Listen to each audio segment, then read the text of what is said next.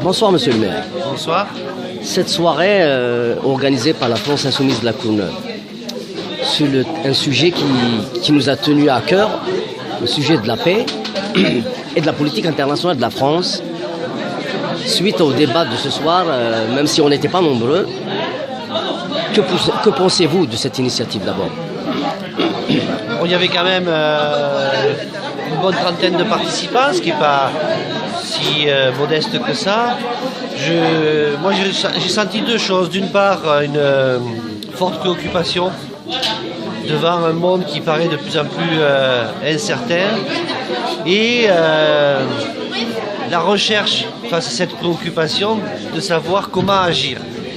Et en abordant le sujet, que ce soit par rapport à ce qui se passe au Proche et au Moyen-Orient, que ce soit par rapport à la posture de la France sur les questions de la Méditerranée, ou même dans le cadre de la course aux armements auquel on assiste, j'ai senti que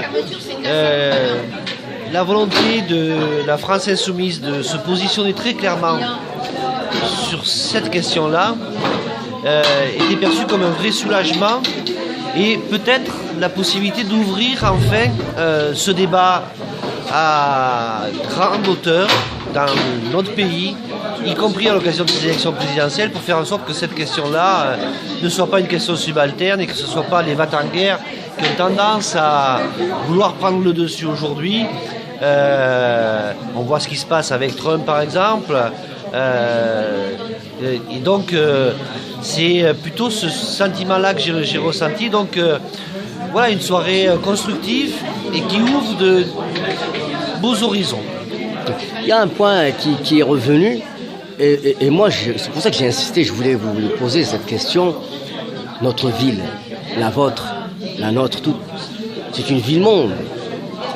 Et la question d'universalité du programme de l'avenir en commun de la France Insoumise, comment vous le traduisez à l'échelle locale? Oui, on est une ville-monde, il y a plus de 100 nationalités, et donc c'est évident qu'il y a une vraie réalité sociologique de ce que sont les habitants de notre ville. Et effectivement, si face à cette diversité, on regarde ce qui peut être différent chez l'autre, et comme chacun est différent de l'autre, quel qu'il soit d'ailleurs, même si on est de la même culture, même origine, de la même famille, même famille, on va toujours trouver quelque chose. Et donc la question de remettre cette question de l'universalité de l'être humain est une question fondamentale. Sinon, je dirais, tout va être bon pour faire en sorte de diviser et de créer des conditions de nourrir encore des affrontements avec son voisin, et puis plus largement avec les autres peuples de notre planète. Et donc cette question de l'universalité est une question centrale que nous posons fortement dans le cadre de cette volonté de travailler notamment sur les questions de vie-monde, avec des initiatives que nous allons nourrir au sein avec la municipalité, avec les associations tout au long de cette année 2017, et y compris dans le prolongement, y compris pour faire réfléchir sur nos politiques publiques, sur les services publics, sur les rôles des services publics, parce que se laisser embarquer par, je dirais, des pulsions et donc les difficultés qui existent, c'est la pire des choses. Et donc appeler les gens à réfléchir, s'investir, et mesurer peut-être dans cet investissement combien ça peut être source de richesse et d'émancipation que de regarder l'autre différemment. Donc, une dernière question, monsieur le maire. Dans le programme de l'avenir en commun que j'ai décortiqué, que je suis en train de le bouffer, la question du populaire qui revient.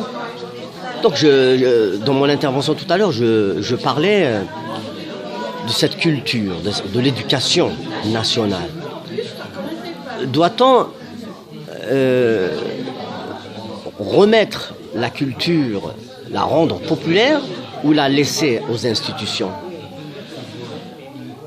La culture par essence est populaire. Chacun est porteur. On est bien aujourd'hui qu'elle est politicienne même. idéologique. Bien sûr, mais la culture est populaire par essence. Chacun est porteur de culture. Et effectivement, aujourd'hui, on a tendance à extirper cette réalité. Parce que si on reconnaît cette réalité, ça nécessite que nous devons faire des efforts, que les institutions doivent faire des efforts pour permettre que cette réalité irrigue la société. Que l'immense majorité de notre peuple puisse avoir le temps de participer à cette construction collective de culture partagée et de cet enrichissement partagé. Et donc, c'est parce que c'est un jeu de bataille de classe, au fond. La culture est un enjeu de bataille de classe. Et j'irais se poser en disant que oui, la culture est populaire. C'est un prisme nécessaire aujourd'hui pour bousculer les réalités et faire en sorte de sortir d'un élitisme qui est sclérosant et atrophiant pour notre société. Parce que c'est pas, je dirais, il y a des petits génies, on va dire les choses comme ça, de façon caricaturale, qui existent partout, y compris dans nos quartiers populaires. Et donc, c'est ça qu'il faut qu'on fasse exploser pour irriguer notre société et faire en sorte que notre société aille mieux. Je vous pose une question. La paix, vous la comparez à quoi? La paix, c'est le pilier ça va être le pilier de notre société, tout simplement. Merci beaucoup, monsieur le maire.